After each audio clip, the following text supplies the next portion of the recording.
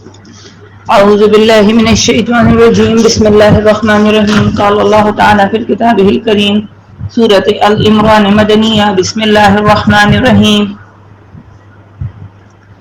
شهد الله أنه لا إله إلا هو والملائكة وأولو العلم قائما بالقسط لا إله إلا هو العزيز الحكيم إن الدين عند الله الإسلام وما اختلف الذين أوتوا الكتاب إلا من بعد ما جاءهم العلم بغيا بينهم ومن يكفر بآيات الله فإن الله سريع الحساب فإن حاجوك فقل أسلمت وجهي لله ومن اتبعني وقل الذين أوتوا الكتاب والأميين أأسلمتم فإن أسلموا فقد اهتدوا وإن تولوا فإنما إليك البلاغ والله بصير بالعباد إن الذين يكفرون بآيات الله ويقتلون النبيين بغير حق ويقتلون الذين يأمرون بالقسط من الناس فبشرهم بعذاب أليم أولئك الذين حبطت أعمالهم في الدنيا والآخرة وما لهم من الناصرين ألم تر إلى الذين أوتوا نصيبا من الكتاب يدعون إلى الكتاب الله ليحكم بينهم ثم يتولى فريق منهم وهم معرضون ذلك بأنهم قالوا لن تمسنا النار إلا أياما معدودات وغرهم في دينهم ما كانوا يفترون فكيف إذا جمعناهم ليوم لا ريب فيه ووفيت كل نفس ما كسبت وهم لا يظلمون. سورہ العمران مقصد بیان 4 مسائل کا اثبات توحید، اثبات رسالت، جہاد فی سبیل اللہ، انفاق فی سبیل اللہ. جس طرح سورت کے مقاصد 4 ہیں، اس سورت کے 4 مقاصد ہیں اور یہ سورت گزری سورت کی تفصیل کہہ لیں یا اس کے وسائل یہاں زیادہ ترقی کے ساتھ ہیں. وہاں پر بھی وہ 4 مسائل کا ذکر تھا، اثبات توحید، اثبات رسالت، جہاد فی سبیل اللہ، انفاق فی سبیل اللہ. یہاں پر بھی وہی ہیں لیکن بالترقی. وہاں پر جو ہے اللہ رب العزت فرماتے ہیں اچھا یہ سورت جو ہے 3 حصوں میں تقسیم ہے. پہلا حصہ آیت نمبر 1 سے 63 تک ہے، دوسرا 64 سے 101 تک ہے، تیسرا 102 سے 200 تک ہے. اب وہاں جو سورت تھی وہاں دعوی توحید ذکر تھا 4 دفعہ، تو یہاں 7 دفعہ. رسالت پر اعتراضات وہاں 9 تھے، یہاں پر 15 ہیں. جہاد پر بھی ترقی گزری قوموں کا حال بیان تھا، وہاں پر جہاد حضرت طالوت اور ان کے ساتھیوں کا بیان تھا، تو یہ نبی پاک صلی اللہ علیہ وسلم اور ان کے ساتھیوں کا جہاد بیان ہے. اسی طرح وہاں جہاد کی ابتدائی منزل، مجاہد کی ٹریننگ، ملک کی اصلاح کے 4 قانون اور غرانہ کی اصلاح کے قانون بیان. تو یہاں جہاد کے لیے تنظیم اور اس کے پھر 5 اصول بیان ہیں. اتفاق پھر اسی طرح انفاق پر بھی ترقی ہے، وہاں انفاق کے لیے مثالیں بیان کی گئی، تو یہاں انفاق نہ کرنے والوں کو زواجر دیے گئے شدید. اسی طرح وہاں توحید پر عقلی دلائل ہیں، تو یہاں عقلی نقلی اور وہی سب ہیں. یعنی یہ سورت دوسری سورت کا تبصرہ کر رہی ہے اور اس کے وزارین کو ترقی دے رہی ہے، ترقی کے ساتھ بیان کر رہی ہے. ٹھیک ہے. اب جیسے کہ میں نے کہا کہ سورت میں 4 مضامین ہیں اور اس کے 3 حصے ہیں. اب ہر حصہ جو ہے نا پہلا ہر حصے میں 6 باتیں ذکر ہیں. ٹھیک ہے. ہر حصے پہلا حصہ جو ہے وہ 3 ابواب پر مشتمل ہے اور ہر باب میں 6 باتوں کا ذکر ہے. تو یہ جو اس کا پہلا حصہ ہم نے آیت نمبر 1 سے لے کر 17 تک پڑھا تھا پہلے باب کا. اور پہلا باب کون سا ہے؟ آیت نمبر 1. پہلا حصہ جو ہے وہ آیت نمبر 1 سے لے کر 63 تک ہے، اس میں 3 ابواب پر مشتمل ہے. پہلا باب آیت نمبر 1 سے 17 تک تھا، اس میں 6 باتیں تھیں اور ہر باب 3 باب ہیں اور 3 بابوں میں 6 ہر باب میں 6 باتیں ہیں.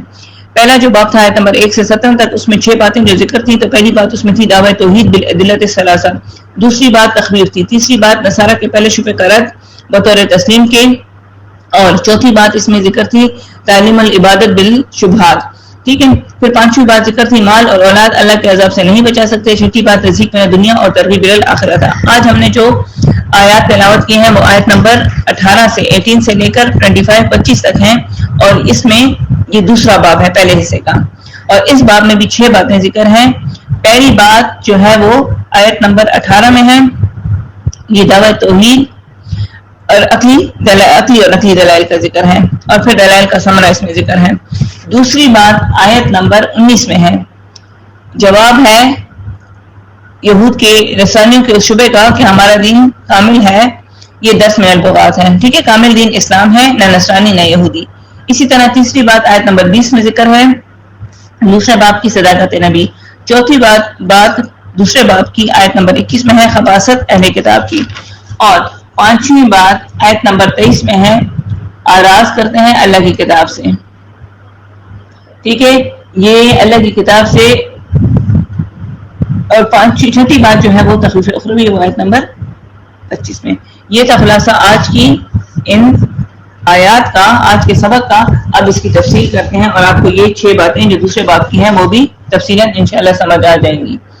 اب یہاں کیا ہے آیت نمبر 18 میں پہلی بات ذکر ہے دوسرے باب کی دعوی توحید. اس میں دلیل وحی بھی ہے, دلیل نقلی بھی ہے, دلیل عقلی بھی ہے, اور ثمرہ دلائل کا لا الہ الا ہو کے عنوان کے ساتھ ذکر ہے. ٹھیک ہے, اب یہاں اللہ رب العزت فرماتے ہیں شہد اللہ, گواہی کرتا ہے, بیان کرتا ہے اللہ انہ, شان یہ ہے بے شک لا الہ الا ہو, نہیں ہے کوئی حاجت روا مگر ایک اللہ, والملائکۃ, اور فرشتے گواہی دیتے ہیں مگر ایک کہ اللہ ایک ہے, واولی العلم, اور علم والے, قائما بالقسط, قائم اور قائم انصاف کے ساتھ, لا الہ الا هو العزیز الحکیم, نہیں ہے حاجت روا مگر ایک اللہ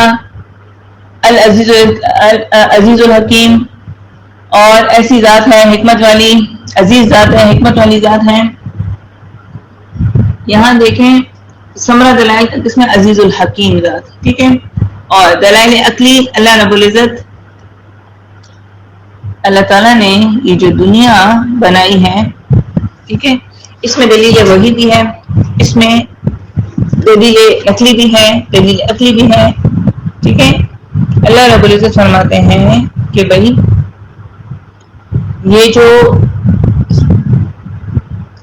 توحید لا الہ الا ہو کے یہ دعوی توحید ہے کہ نہیں ہے کوئی حاجت روا سوائے اللہ کے, یعنی اللہ کے سوا کسی کو شراکت دار نہ ٹھہراؤ. جیسے کہ حضرت لقمان نے اپنے بیٹے کو سورہ لقمان آیت نمبر 13 میں کہا تھا کہ میں بیٹے کو جو نصیحتیں کی تھی اس میں ایک نصیحت یہ بھی تھی کہ میرے بیٹے شرک جو ہے عظیم گناہ ہے تو خود کو شرک سے بچاؤ. ٹھیک ہے, اسی طرح سورہ بقرہ 78 میں بھی ہے. ٹھیک ہے, سورہ بقرہ 78 نکال لیتے ہیں, ذرا پیچھے گزری ہے, ذرا دوہرا لیتے ہیں.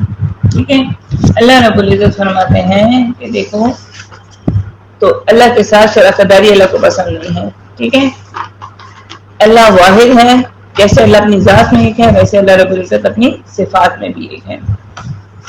اللہ کو جیسے ذات میں ایک مانتے ہو ویسے صفات میں بھی ایک مانو. ٹھیک ہے, دیکھیں اللہ رب العزت فرماتے ہیں اولا یعلمون, کیا گویا یہ نہیں سمجھتے, ان اللہ, بے شک اللہ, یعلم, جانتا ہے, ما یسرون, جو تم چھپاتے ہو, وما یعلنون, اور جو تم ظاہر کرتے ہو, ومنہم امیون, اور بعض ان میں سے امی ہیں, ان پڑھ ہیں, لا یعلمون الکتاب, اور نہیں سمجھتے کتاب کو, الا امانیہ, مگر سے تلاوت کرتے ہیں, وانہم الا یظنون, ان میں کوئی عقل نہیں مگر گمان کرتے ہیں وہ ایک بات پر. یہ گمان کرتے ہیں, ان کی یہ خود ساختہ باتیں ہیں. ٹھیک ہے, ان کو قرآن کو یہ سمجھ کے نہیں پڑتے, امانی ان کی جھوٹی آرزویں ہیں. ٹھیک ہے, یہ ان کا خیال ہے کہ صرف تلاوت پہ بچا ہے. اللہ تعالیٰ رب العزت فرماتے ہیں سورہ النساء میں افلا یتدبرون القرآن, یہ قرآن پر تدبر نہیں کرتے. اللہ رب العزت اسی طرح سورہ صاد آیت نمبر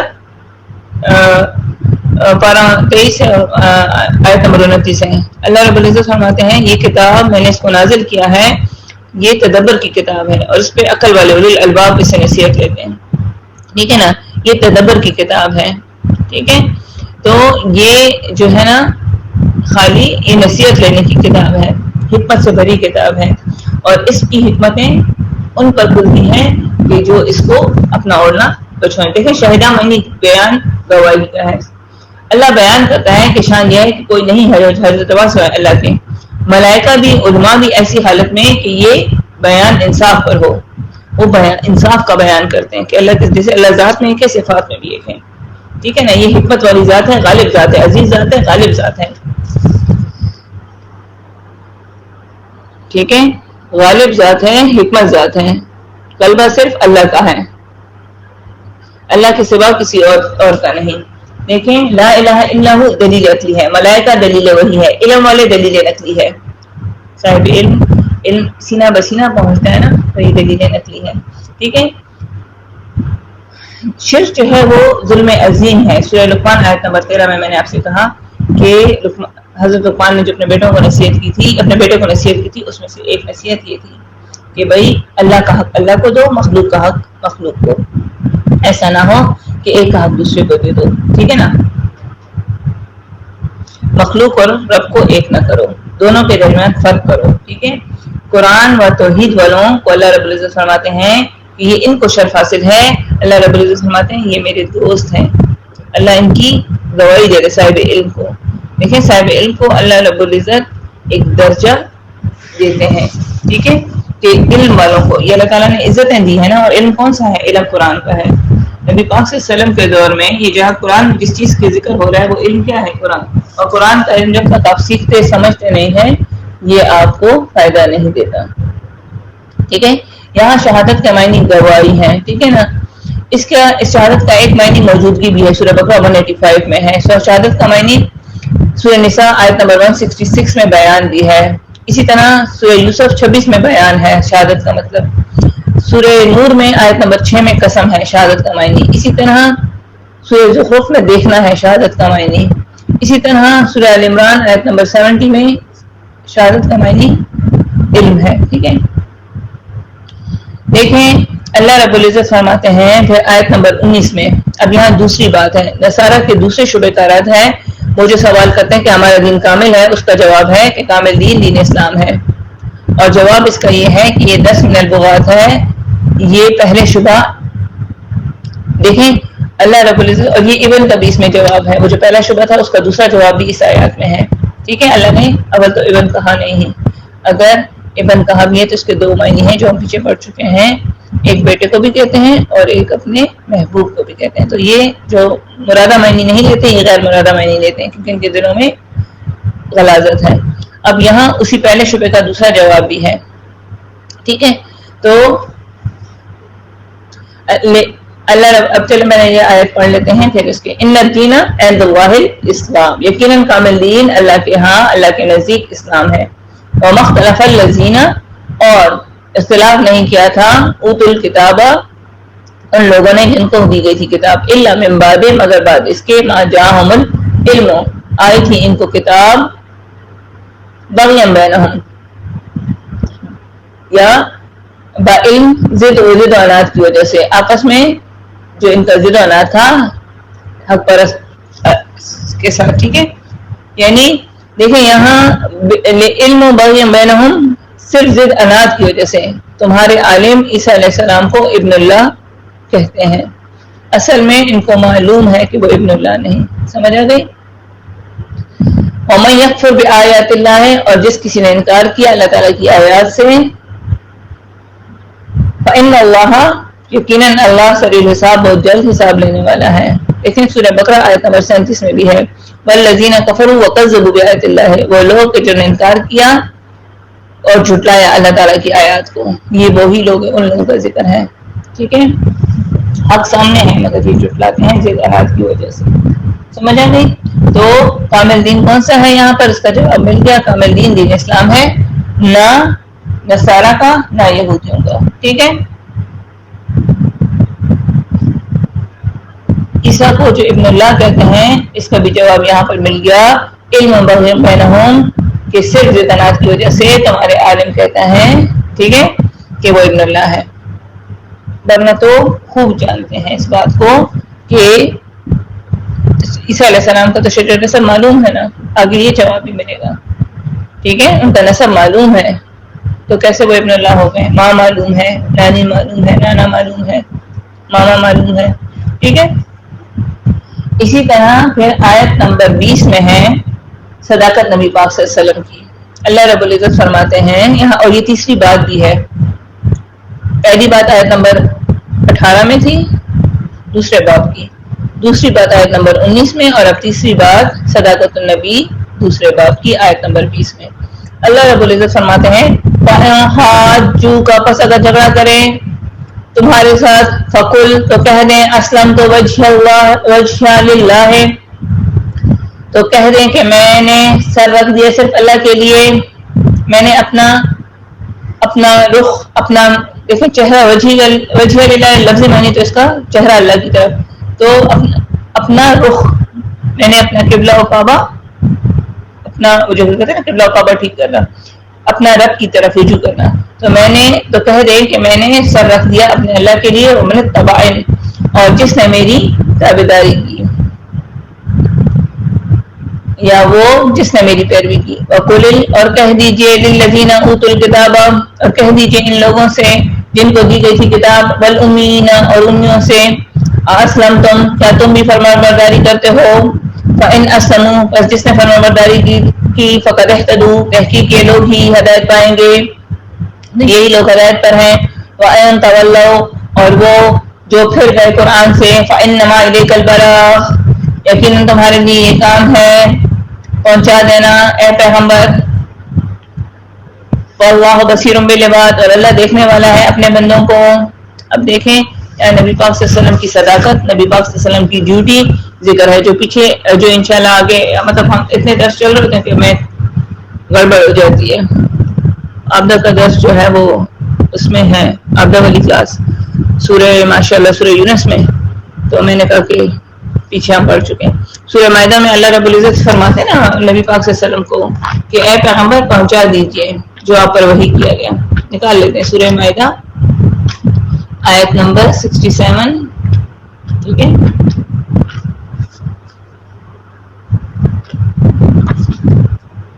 ڈیوٹی نبی پاک صلی اللہ علیہ وسلم کو اللہ حوالے کرتا ہے. نبی پاک صلی اللہ علیہ وسلم کو بھی اللہ رب العزت فرماتے ہیں کہ تو نے اپنی ڈیوٹی پوری نہ کی تو تو نے اپنی رسالت کا حق ادا نہیں کیا. دیکھیں اللہ رب العزت فرماتے ہیں یا ایھا الرسول، اے نبی، بلغ، تبلیغ کرو، ما انزل الیک، اس کی جو تمہاری طرف نازل کی، من رب کا، تمہارے رب نے، وَإِن لَمْ تَفْعَلْ، اور اگر تم نے ایسا نہ کیا، اگر تم نے نہ پہنچائی، فما بلغت رسالتہ، تو تم نے اپنی رسالت پوری نہیں کی. اگر تم نے جو تم پر نازل کیا گیا ہے اس کا بیان نہیں کیا، اس کتاب کا، تو تم نے اپنی رسالت کا حق ادا نہیں کیا. واللہ یعصمک، اور اللہ آپ کو بچائے گا، من الناس، ان مشرکوں سے، ان لوگوں سے، ان شر پسندوں سے.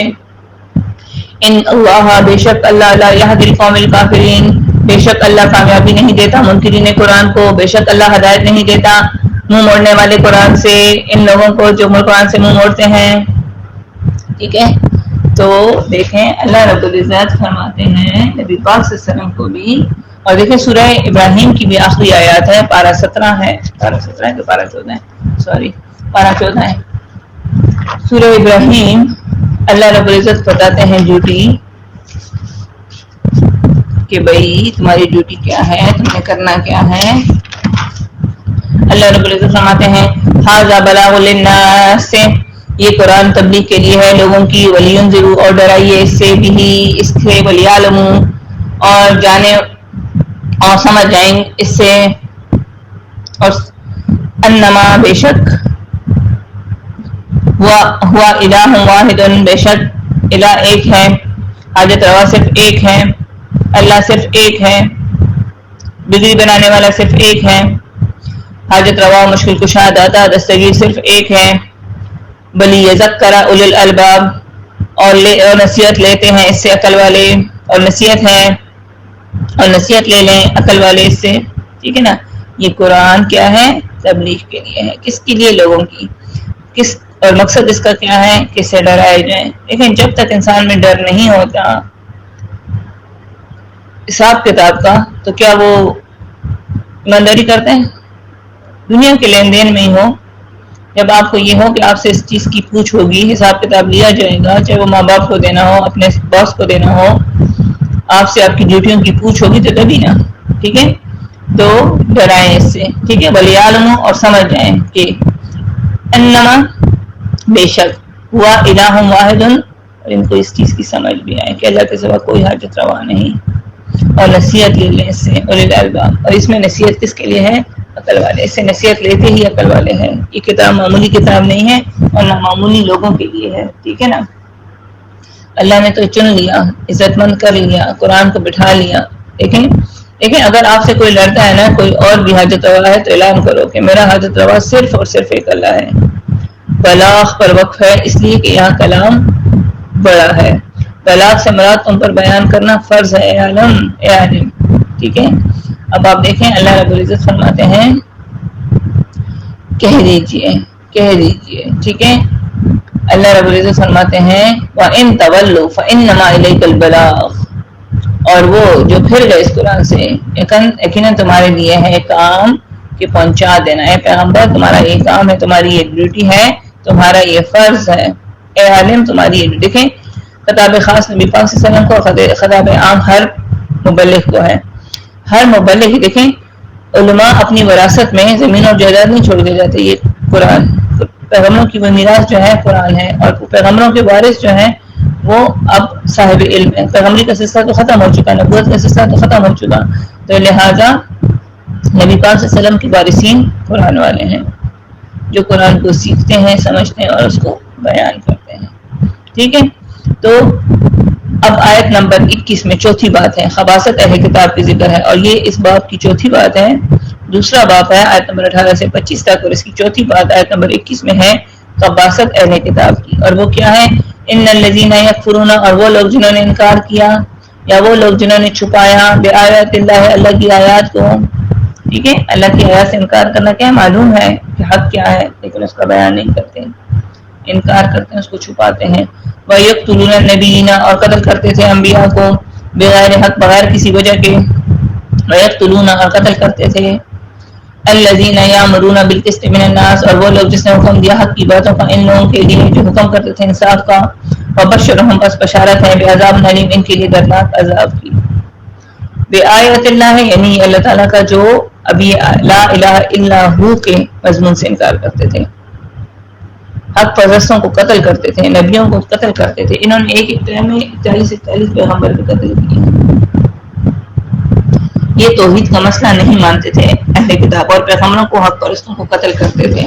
ٹھیک ہے, تو اللہ رب العزت نے ان کے لیے عذاب کی وعید دی. دیکھیں سورہ بقرہ آیت نمبر 61 دیکھیں, اللہ رب العزت ان منکرین کا بیان کرتے ہیں. یہ منکرین ہیں, تو ان کو جتنا بھی توحید کا بیان کرا ان کے اوپر اثر نہیں ہوتا, یہ ہمیشہ خلاف کرتے ہیں, یہ لا الہ الا ہو کے مضمون کو نہیں مانتے. اللہ رب العزت فرماتے ہیں وَإِذْ قُلْتُمْ يَا مُوسَىٰ, یاد کرو جب موسیٰ سے ان لوگوں نے اور یاد کرو جب کہا موسیٰ سے ان لوگوں نے لن نصبر علی طعام واحد, ہم ہرگز صبر نہ کریں گے ایک ہی خوراک پر.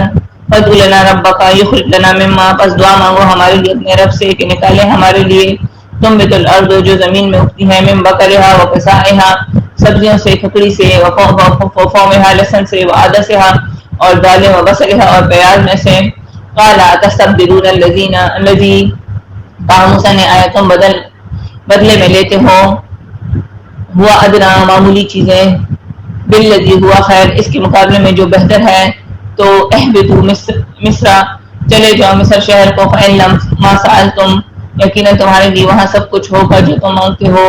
وضربت علیہم, پھر لگا دی مہر ان پر, ذلت کی,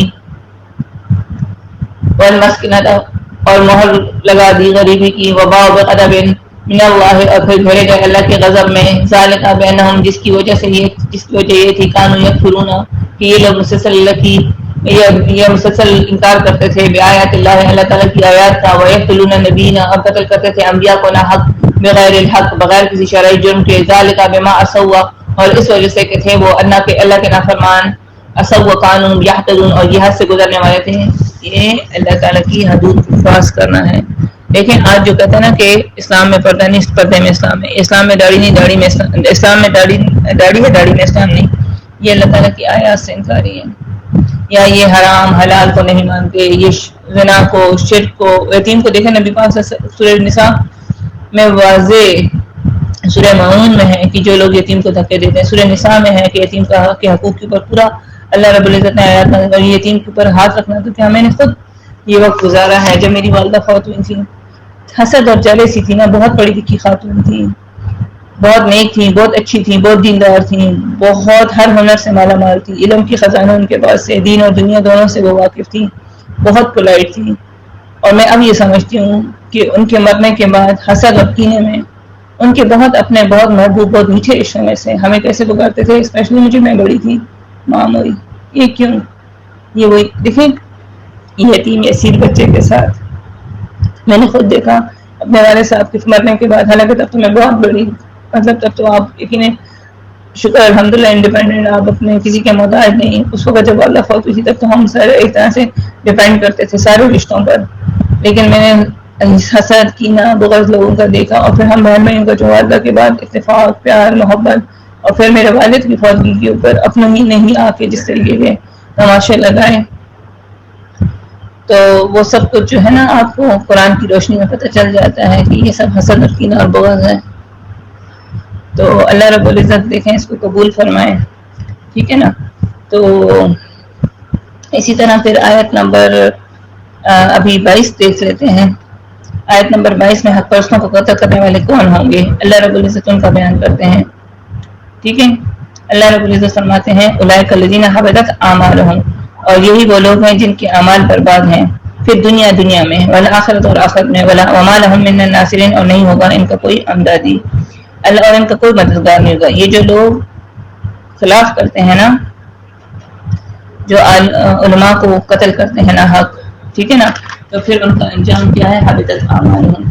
پھر آیت نمبر 23 میں خباثت ہے، 5ویں بات ذکر ہے اللہ تعالیٰ کی کتاب سے پلٹنا، اللہ کی کتاب سے منہ موڑنے والے،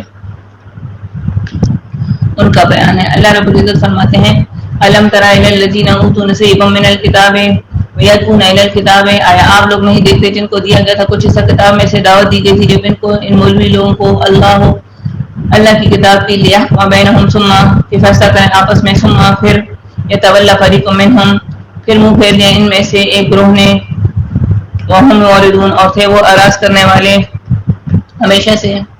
بس ایک آیات ہے، صبر کر میں نے کھانا وانا سب ریڈی کیا ہوا ہے، ٹھیک ہے۔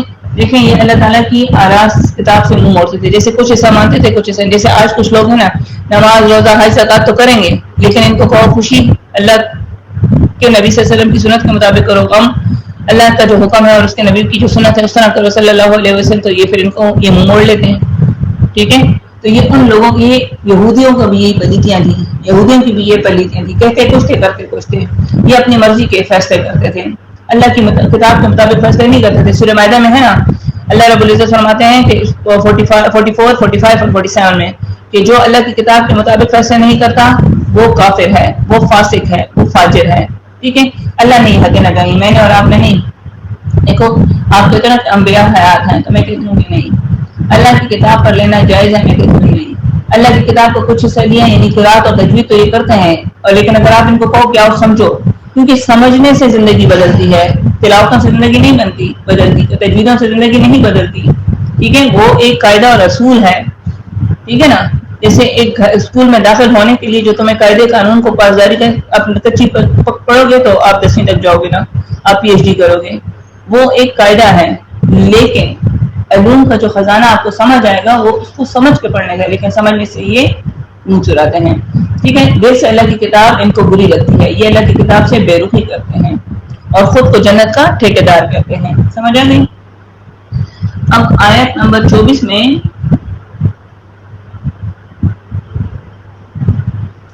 یہ لوگ دوسروں کو دھوکہ دیتے ہیں، یہ خود کو دھوکہ نہیں دے رہے ہیں، ٹھیک ہے نا۔ ان کا خیال ہوتا ہے کہ یہ دوسروں کو دھوکہ دیتے ہیں، اصل میں یہ خود کو دھوکہ دیتے ہیں۔ اللہ کی کتاب پر جو عمل نہیں کرنا یہ اپنے آپ کے ساتھ دشمنی ہے، کسی کے ساتھ دشمنی نہیں ہے، ٹھیک ہے۔ تو آیت نمبر 24 میں ان لوگوں نے دوسروں کو دھوکہ دیا اپنے خیال میں، ٹھیک ہے۔ ذالک بانہم قالوا، اس وجہ پر تھے کہ پھیرنا قرآن سے، ٹھیک ہے۔ قالوا لن تمسنا النار، اس وجہ پر کہتے تھے کہ نہیں پہنچے گی جہنم کی آگ، الا ایاما معدودات، مگر ایاما معدودات، مگر چند گنتی کے دن عذاب۔ ان کا یہ خیال تھا کہ عذاب ان کے لیے تھوڑے وقت کے لیے ہوگا پھر ہٹا دیا جائے گا۔ وغرہم، اور دھوکے میں، فی دینہم، ڈال دیا ان کے دین نے، ما کانوا یفترون، وہ جو آپ لوگ باتیں بناتے ہو جھوٹ۔ ان کا دین کیا تھا؟ یہ جو خود کو، ان کے جو گمان تھے، جو ان کی اپنی نفس کی جو خواہشیں، جو اپنے نفس کو مانتے تھے، ٹھیک ہے نا، خود ساختہ جو ان کا دین تھا، انہوں نے ان کو دھوکے میں رکھا۔ ان کا یہ خیال تھا، جیسے یہودیوں کا بھی یہ عقیدہ تھا کہ 40 دن تک عذاب ہوتا ہے اور اس کے بعد نہیں ہوتا، ٹھیک ہے۔ یہ 40 دن تک ہندو بامن کو کھلانا شروع کر دیتے ہیں، وہ سب کچھ کر دیتے ہیں، اور ان کا یہ خیال ہوتا ہے کہ یہ بخشے جائیں گے، مگر ایسا کچھ نہیں ہے، ٹھیک ہے۔ تو یہ ان کی جھوٹی آرزویں ہیں۔ پھر اللہ رب العزت آیت نمبر 25 میں فرماتے ہیں، تخفیف اخروی اور چھٹی بات ہے، فَكَيْفَ إِذَا جَمَعْنَاهُمْ، پس کس طرح حال ہوگا جب جمع ہوں گے اس دن پر، لِيَوْمٍ لَا رَيْبَ فِيهِ، جس میں نہیں ہے کوئی شک اس میں، وَوُفِّيَتْ كُلُّ نَفْسٍ، اور پورا پورا دیا جائے گا ہر نفس کو بدلہ ما کسبت جو اس نے کیا وہم لا یظلمون اور نہ کوئی ان پر کوئی زیادتی ہوگی. ٹھیک ہے. وہ دن ایسا دن ہوگا کہ جس دن ہر ایک کو اس کے کیے کا نامہ اعمال جب نیک ہوں گے تو سیدھے ہاتھ میں, بد ہوں گے تو برے ہاتھ الٹے ہاتھ میں, اور اس میں ہر زیر زبر پیش جو انہوں نے کیا ہوگا وہ سب ذکر ہوگا. اور یہ ہائے افسوس ہائے ارمان کریں گے اور کہیں گے ہائے یہ ہم نے کیا کیا. یہ بات بھی جو ہم نے اندھیروں میں دروازے بند کر کے کی تھی وہ بھی اللہ سے مخفی نہیں ہے. ٹھیک ہے. تو وہ دن اس دن پورا پورا کسی کے ساتھ بھی زیادتی ظلم نہیں ہوگا. ٹھیک ہے نا.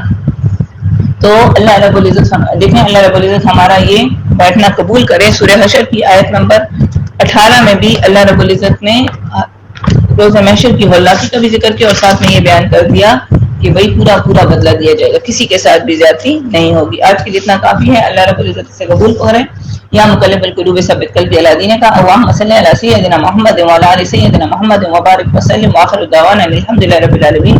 سبحان ربک رب العزۃ عما یصفون وسلام علی المرسلین والحمد للہ رب العالمین. آمین یا رب العالمین. آمین ثم آمین.